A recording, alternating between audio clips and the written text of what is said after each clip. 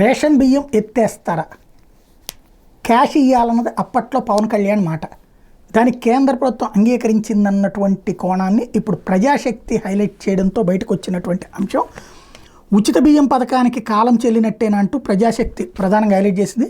విశ్వసనీయ సమాచారం ప్రకారం ఈ ప్రశ్నకు సమాధానం అవుననే, సబ్సిడీలకు కోత పెట్టాలని కేంద్ర ప్రభుత్వ వ్యూహంలో భాగంగా దీన్ని కూడా నగదు బదిలీ పథకాల జాబితాలు కలిపేయడానికి రంగం సిద్ధమవుతున్నట్టు సమాచారం. అంటే వీళ్ళేమో మోడీ మీద కోపంతో అటుకు రాసుకొచ్చారు.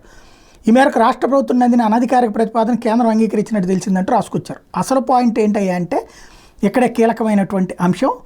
రాష్ట్రంలో 1,48,00,000 రేషన్ కార్డులు ఉన్నాయి. దీనికోసం ఏటా 28 లక్షల మెట్రిక్ టన్నుల బియ్యం కావాల్సి ఉంది.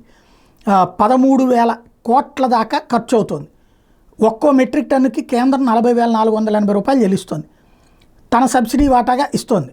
అలాగే ఏటా ఆహార భద్రత చట్టం పరిధిలోని సబ్సిడీ బియ్యంకి కేంద్రం 7,488 కోట్ల రూపాయలు ఇస్తోంది.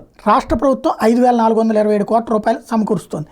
ఇప్పుడు ఇందులో బియ్యానికి బదులు క్యాష్ బియ్యం వీళ్ళు ఏం చేస్తున్నారు, చాలామంది తీసుకున్నటువంటి వాళ్ళు అమ్మేసుకుంటున్నారు.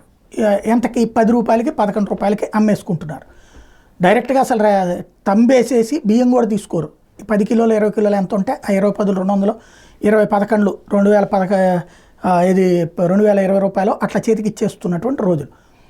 అవి తీసుకెళ్ళి వీళ్ళు బ్రోకర్లకు ఇవ్వడం, బ్రోకర్లు ఇది పెద్ద ఎత్తున నడుస్తుంది.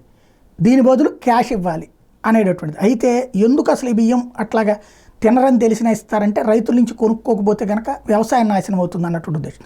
బట్ దీన్ని ఎలా బ్యాలెన్స్ చేస్తారో చూడాలి.